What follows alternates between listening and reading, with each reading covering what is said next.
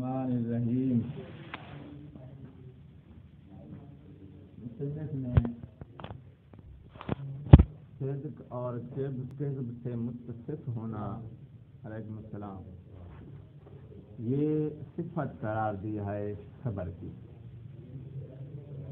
اور اس کے ذریعے اس نے خبر کے دائرے سے انشاء کو خارج کیا ہے۔ یاد ہے یہ کتنے تک کرتا ہے؟ جب انشاء کو اس صفت کے ذریعے خبر کے دائرے سے خارج کیا گیا ہے تو پھر اس کا مطلب یہ ہے کہ انشاء کے اندر صدق و کذب سے متصف ہونے کی صفت نہیں پائی جائے۔ الانشاء لا يتصف بالصدق اول ٹھیک ہو گئی بات۔ اشکال اٹھایا گیا ہے، ہم آپ کو دکھاتے ہیں کہ انشاء بھی صدق سے کذب سے متصف ہوتا ہے، پھر اس کا مطلب ہے یہ صفت انشاء کو خبر کے دائرے سے خارج نہیں کرے گی۔ جن جن مثالوں میں ہم آپ کو دکھاتے ہیں کہ وہاں انشاء صدق و کذب سے متصف ہو رہا ہے، وہ مثالیں انشاء کے دائرے سے نکلیں گی، خبر کے اندر داخل ہو جائیں گی۔ جب خبر کے اندر داخل ہو جائیں گی تو خبر کی تعریف معنی نہیں رہے گی، انشاء کے دائرے سے نکلیں گی تو انشاء کی تعریف جامع نہیں رہے گی۔ واضح میں آ رہی ہے جی؟ وہ مثالیں دکھائیں جن مثالوں میں آپ کو یہ نظر آیا ہے کہ انشاء بھی صدق و کذب سے انکشاف کرتا ہے، تو جو ہے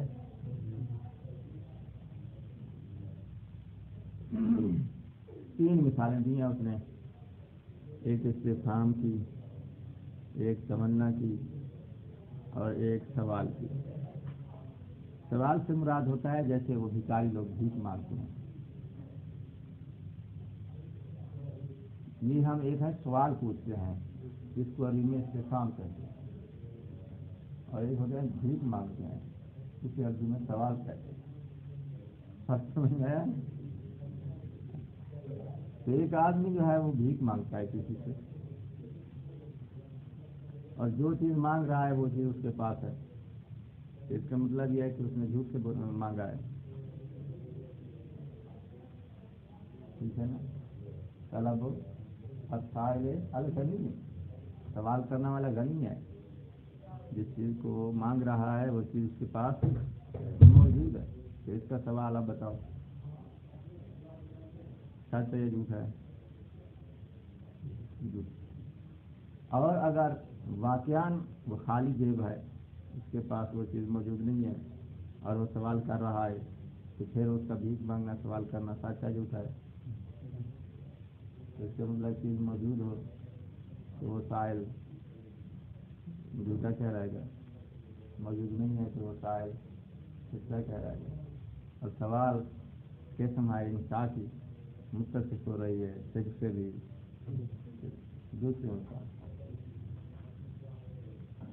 استفہام ہے، استفہام کا مطلب ہوتا ہے کہ آپ کو مطلب پوچھنا چاہتے ہو کہ یہ مطلب سمجھا دیں، مجھے سمجھ نہیں آ رہا ہے، جب کو آگے آپ کو اس مطلب کو پتا ہوتا ہے، ٹھیک ہے، اس مطلب کا آپ کو پتا ہے، اور دوسرے سے کہتے ہو ذرا یہ مطلب سمجھا دیں مجھے اس کی سمجھ نہیں۔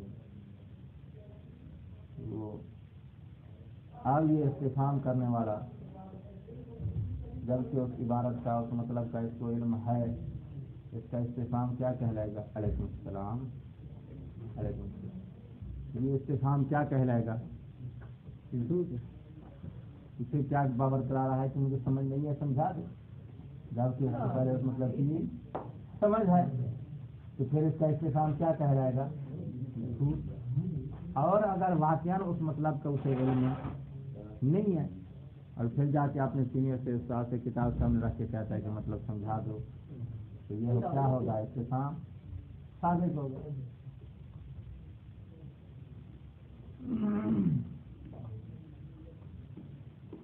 آج یہ استفہام کی سمجھ آئی ہے یا نہیں آئی ہے؟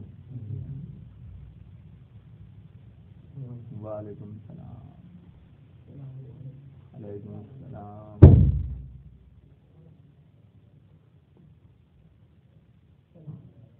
تو استفہام میں بھی جس چیز کے بارے میں وہ استفہام کر رہا ہے اگر فہم رکھتا ہو تو اس کا استفہام کاذب ہے، فہم نہ رکھتا ہو اس کا استفہام ثابت ہے۔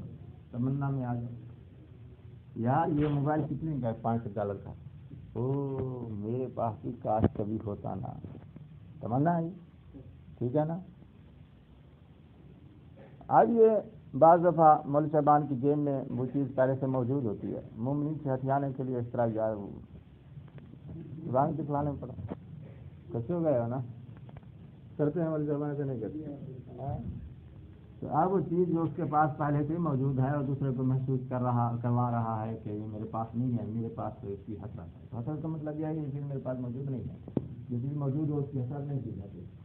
تو اب یہ اس کی تمنا اور حسرت کیا ہوگی؟ سارے یہ کاغذ جب کسی چیز کے لیے واجب ہے، وہ واجب تو شاید چیز موجود ہے، حسرت کا ہے یا کاش میرے پاس بھی ہوتی، یہ اس کی حسرت کیا ہے؟ واجب ہے۔ اور اگر واقعی وہ فاقد تو چاہے ہو کہ اس کے پاس موجود نہ ہو اور حسرت کر رہا ہو تو پھر اس کی حسرت صادق ہے، ٹھیک ہے۔ 3 مثالیں ہیں، زیادہ مثالیں نہیں دوں گا کیونکہ مثالوں میں ٹائم نہ چلا جائے۔ اس نے 3 مثالیں دی ہیں، اس کے بعد سمجھانے کے لیے ہو سکتا ہے اس کے کام ان مثالوں کے علاوہ اور بھی انصاف جس میں آپ کو مل جائیں، جن کے اندر آپ کو یہ دونوں مورد مل جائیں کہ ایک مورد میں وہ صادق ہے، دوسرے مورد میں صادق۔ لہٰذا ان مثالوں میں ہم نے آپ کو دکھایا کہ وہ یہ مثالیں ایک مقام پہ صادق ہیں، دوسرے مقام پہ یہ کاذب ہیں۔ تو جب دونوں مقام انصاف کے اندر مل گئے تو اس کا مطلب یہ ہے انصاف صادق بھی ہوتا ہے، کاذب بھی ہوتا ہے، جیسا کہ صبر کبھی صادق بھی ہوتی ہے، کاذب بھی ہوتی ہے۔ لہٰذا اس سال وارد ہو گیا کیا صبر کی تعریف مانے نہیں ہے، انصاف کی تعریف جامع نہیں۔ اس سال سمجھ میں آیا کہ جواب دے گا، آگے نہیں کریں گے، ہم اتنا ہی سفر کرتے ہیں جتنا کرایہ لیتے ہیں، جتنی بات سمجھ آئی ہے اتنی ہی بات کریں گے، جسے سمجھ نہیں ہے اس سے آگے نہیں جائیں گے۔ جی کس کو یہ سوال سمجھ میں آیا ہے، کس کو نہیں آیا ہے؟ یہ سوال نہیں، اس سال ہے۔ علیکم السلام ورحمۃ اللہ۔ ہاں جی، تو کو نصف رضا سمجھا جائے؟ ہاں چلو ٹھیک ہے، آپ کی سمجھ سے صادق بھی ہو سکتے ہیں۔ اچھا جواب سنو، مصنف کہتا ہے جو انشاء ہوتا ہے نا اس کا ہوتا ہے ایک مدلول مطابقی سبحان اللہ بالخیر۔ انشاء کا ایک ہوتا ہے مدلول مطابقی اور ایک ہوتا ہے مدلول التزامی۔ اب یہ دونوں مدلول ذرا سمجھ لو، جواب واضح ہو جائے گا۔ جس وقت انسان حسرت کرتا ہے نا کاش کہ میرے پاس بھی یہ موبائل ہوتا، ٹھیک ہے، تو یہ حسرت جو ہے یہ ہے اس کا مدلول اظہار التمنا، یہ کیا ہے اس کا مدلول مطابقی۔ اور مدلول التزامی حسرت کا یہ ہے کہ بھئی یہ چیز اس کے پاس موجود نہیں ہے۔ فقدان الشیء کیا ہوتا ہے؟ حسرت کا مدلول التزامی، اور حسرت کا اس نے جو اظہار کیا ہے یہ کیا ہے اس کا مدلول یا لیت ھذا الموبائل مثل ھذا الموبائل یکون عندی۔ ٹھیک، یہ جو اظہار اس نے کیا ہے اپنی حسرت کا، یہ اس عبارت کا کیا ہوا؟ یعنی عبارت کا جو ظاہری ترجمہ ہے وہ کیا ہوا اس کا مدلول مطابقی۔ ظاہری ترجمے کے علاوہ ایک اور چیز بھی ذہن سمجھ رہا ہے، کیا؟ بیچارے کے پاس موبائل ہے، وہ جو فقدان الشیء ہے نا وہ اس حضرت کا کیا ہے مدلول التزامی۔ اسی طرح آپ استفہام میں بھی آ جاؤ، استفہام کا معنی ہوتا ہے طلب الفہم، باب استفعال ہے نا، باب استفعال کیا معنی دیتا ہے؟ شے کے طلب کرنے کا، فہم کو طلب کرنا، اور فہم کو طلب کرنا یہ اس کا جو مدلول مطابق ظاہری ترجمہ ہے وہ ہو جائے گا مدلول مطابقی۔ اس کا مدلول التزامی یہ ہے کہ بیچارے کے پاس فہم نہیں ہے. ٹھیک ہے. دوسری کون سی مثال تھی؟ سوال کرنے والا. سوال کرنے والا بھکاری روڈ پہ کھڑے ہو کے جب یہ کہتا ہے کہ بھائی مجھے دے دو، کچھ نہیں ہے میرے پاس، مجھے کچھ دے دو، تو اس نے جو سوال کیا ہے اس کا جو ظاہری ترجمہ ہے اس جملے کا جو سوال میں اس نے بولا ہے وہ ہے اس کا مدلول متعدی. اور سوال کرنے کا مدلول التزامی یہ ہے کہ بیچارے کے پاس کچھ نہیں ہے. اگر ہوتا تو یہ سوال ٹھیک نہ مانتا. ٹھیک ہے. تو انشاء کا ایک مدلول التزامی ہے اور ایک مدلول متعدی ہے. صدق اور کذب کا احتمال جس کے اندر آیا ہے وہ ہے اس کا مدلول التزامی، اور جس کے اندر صدق اور کذب کا احتمال نہیں آئے وہ ہے مدلول مطابقی. ہم نے یہ جو خبر کی تعریف میں کہا ہے کہ خبر وہ ہوتی ہے جس میں صدق اور کذب کا احتمال نہیں ہوتا، اس سے مراد یہ ہے کہ خبر کا مدلول مطابقی.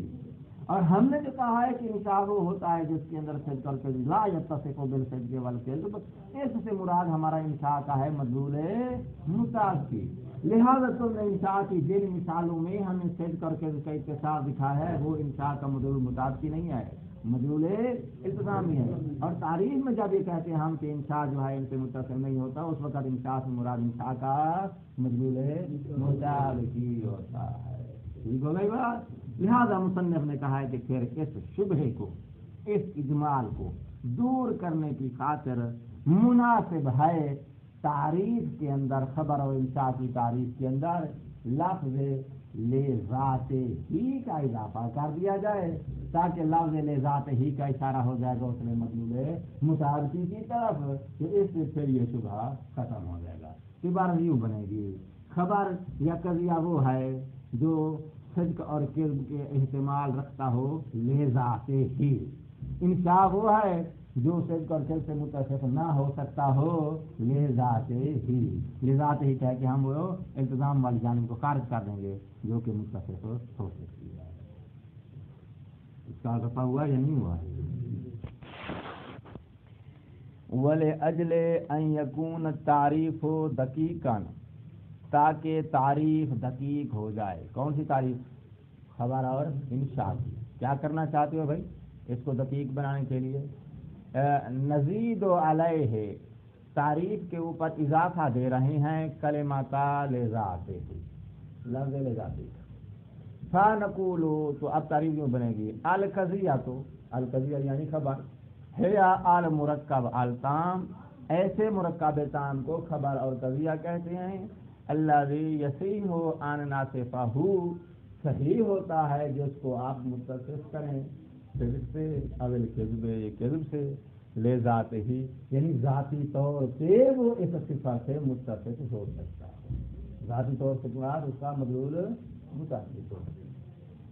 وکذا ینبغی زیادۃ کلمات لذات ہی فی تعریف الانشاء، اور اسی خبر کی طرح انشاء کی تعریف میں بھی اس لفظ کا اضافہ ہونا مناسب ہوگا. ولہذا القاعد، اور لذات ہی کی جو قاعدہ ہم نے لگائی ہے، فائدہ تو نہیں، اس کا صرف فائدہ ہے. کیا؟ اس اشکال کو ہم رفع کر دیں گے جو ہم نے ابھی آپ کو بیان کیا. فإنہ قد یتوہم، یا یتوہم، توہم ہو سکتا ہے غافلون، غافل کو. غافل یعنی جو دقیق نظر سے تعریف کو نہیں دیکھ رہا، تو اس کے ذہن میں یہ اشکال آ سکتا ہے. ویسے یہ ذہن میں اشکال غافل کے نہیں آتا، یہ اشکال ذہین کے ذہن میں آتا ہے. جو متوجہ ہوتا ہے تو پھر وہ جو ہے وہ گوشے کنارے ان کی طرف فکر کرتا ہے تو اشکال اٹھا دے. جو غافل ہے اس کو پورا پورا مطلب سمجھ میں آتا ہے تو اشکال اٹھا. خیر، فیظنو، تو ہو سکتا ہے وہ گمان کار بیٹھے ان تعریف الاول للخبر، خبر کی جو پہلی تعریف ہے، پہلی تعریف سے کیا مراد ہے؟ جس میں ہم نے لذات ہی کی قید نہیں لگائی ہے. آسان پر یہ والی تعریف یشمل بعض الانشاءات، انشاء کے بعض موارد کو شامل ہے. جب شامل ہے تو فلا یکون مانعا، خبر کی وہ پہلی تعریف مانے نہیں رہی. جب مانے نہیں رہی ویخرج ھذا البعض، یہ والے بعض مثال انشاء کی جو خبر میں جا رہی ہیں خارج ہو جائیں گی من تعریف الانشاء، انشاء کے دائرے سے. فلا یکون جامعا، تو پھر انشاء کی تعریف مانے نہیں رہی. بس سبب حاضر زان، یہ زان گمان یا اشکال جو بھی ہے یہ کیوں پیدا ہوا ہے؟ پیدا اس لیے ہوا ہے کہ ان بعض الانشاءات قد توصف بالصدق او الکذب، بعض انشاءات ایسے ہیں ہم آپ کو دکھاتے ہیں کہ وہاں یہ صدق یا کذب سے متصف ہو رہے ہیں۔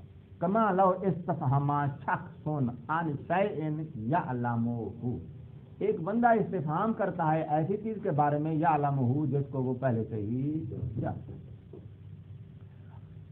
تو اس مورد میں کیا ہوگا؟ یہ استفہام کاذب ہوگا۔ اور سأل الغنی، غنی سے مراد یعنی وہ چیز جو اس کے پاس موجود ہے اور اس موجودہ چیز کے بارے میں جو ہے وہ دوسرے سے سوال کرتا ہے۔ سأل الغنی و سوال الفقیر، غنی آدمی سوال کرتا ہے ایسے جیسے فقیر سوال کرتا ہے۔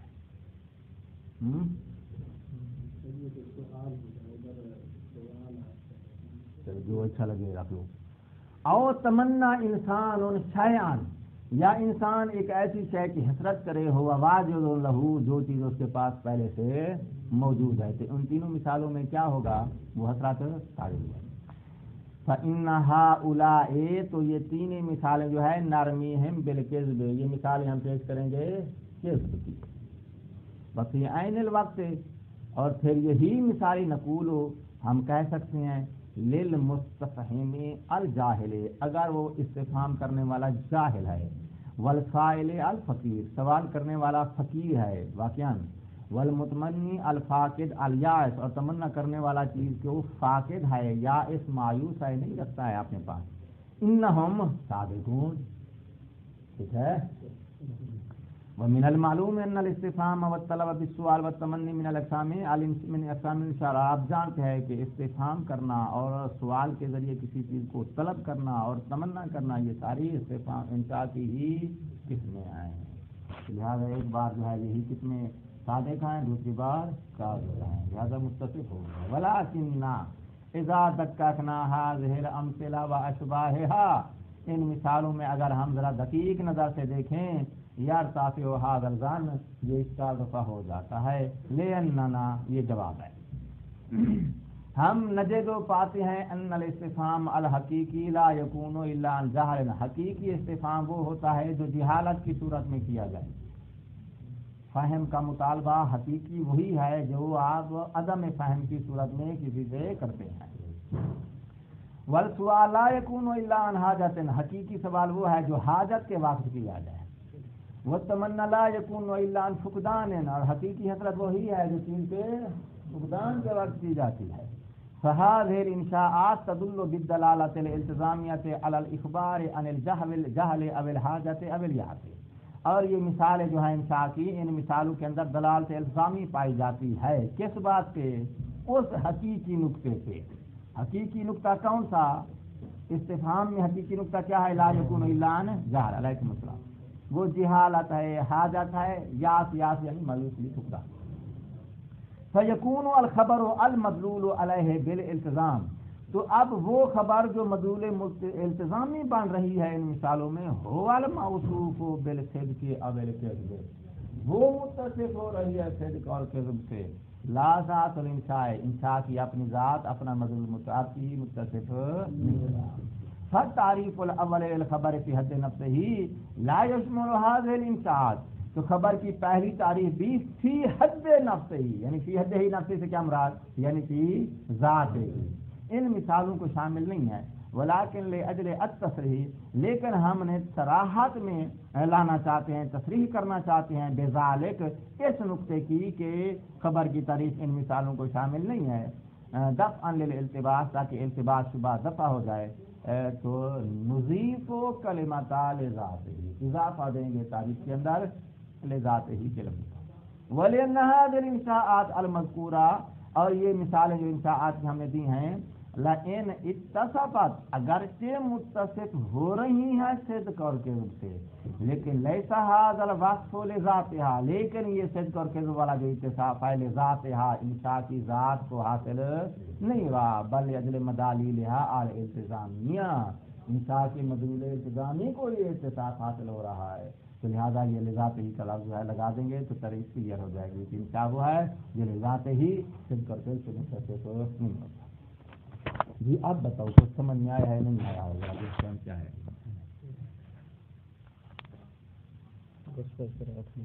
جی اتنی بات سمجھ میں آ گئی ہے؟ 10 کا اگلا نقطہ سنو. 5 منٹ تمہارے پاس ہیں. وعدہ کیا تھا ہم نے آپ سے، پہلے قضیے کی تعریف ہے، قضیے کی شناخت ہے. قضیے کی تعریف شناخت ہم نے آپ کو دے دی. شناخت کے دوران کچھ اجماع یا شبہ تھا تو آپ اس کو مصنف میں رکھا تھا.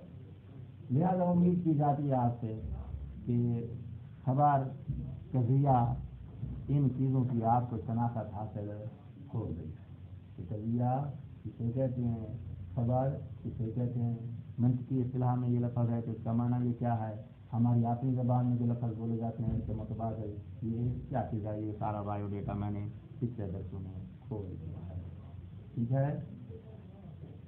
اگر اسے کچھ لوگ وہاں اس دن نہیں تھے تو معذرت چاہتا ہوں، تکرار نہیں کر سکتا ہوں. ٹائم چلا تو ہم نے وعدہ یہ کیا تھا کہ پہلے ہم آپ کو ان کی تعریف بتائیں گے. تعریف اور شناخت حاصل ہونے کے بعد پھر ہم اس کی تقسیم دیں گے.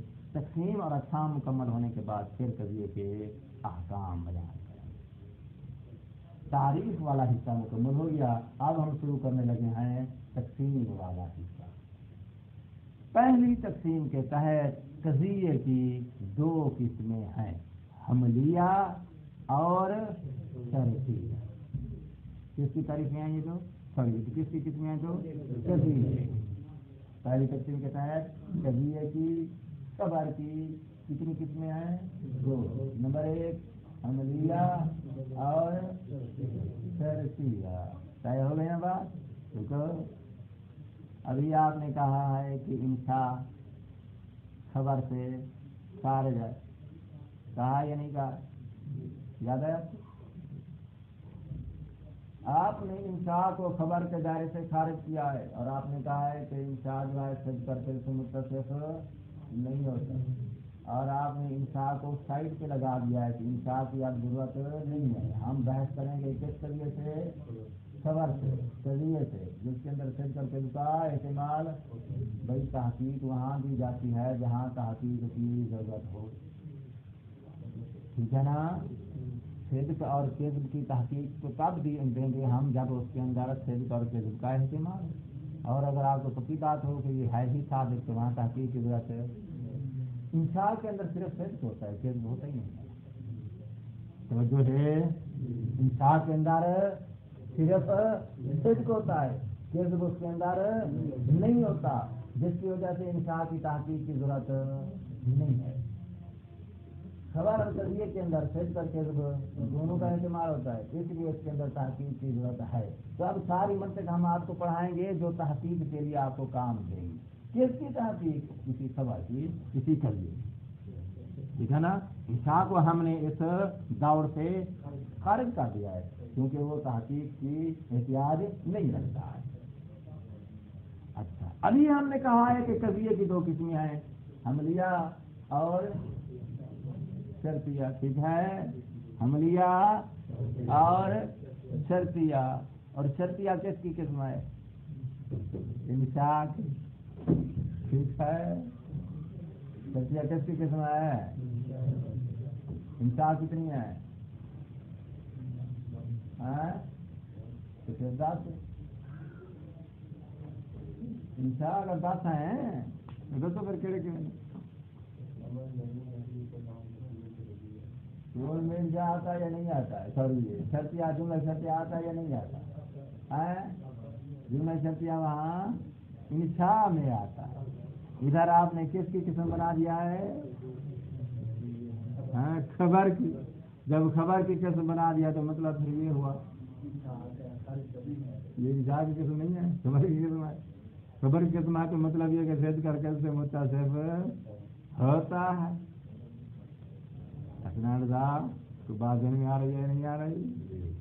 خبر کی جب قسم بنے گا انشاء تو خبر کی جو قسم ہوتی ہے وہ بھی تو خبر ہی ہوتی ہے نا. کلمے کی 3 قسمیں ہیں تو 3 قسموں کا اب کلمہ ہی کہو گے نا. کاف تو آگے صاف چلتی ہے یا نہیں چلتی بچوں میں؟ سید کا بچہ سید ہوتا ہے، خان کا بچہ خان. تو کلمے کی جو قسم بنے گی اس کے بچے ہے نا. ان کو آپ کلمے کا نام دے سکتے ہو نا. تو آپ نے کہا ہے خبر کی دو قسمیں ہیں، حملیہ. اس کا مطلب ہے حملیہ جو ہے اس کے اندر بھی صدق کا استعمال ہے، اور شرطیہ کے اندر بھی صدق اور کذب کا احتمال ہے. جبکہ شرطیہ کو آپ نے وہاں کس کی قسم گنا تھا؟ انشاء. سوال سمجھ میں آیا یا نہیں آیا؟ جواب دے دو.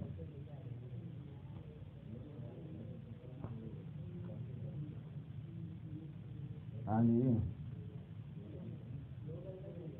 جس کو سوال سمجھ آیا ہے وہ جواب دے. السلام علیکم ورحمۃ اللہ وبرکاتہ.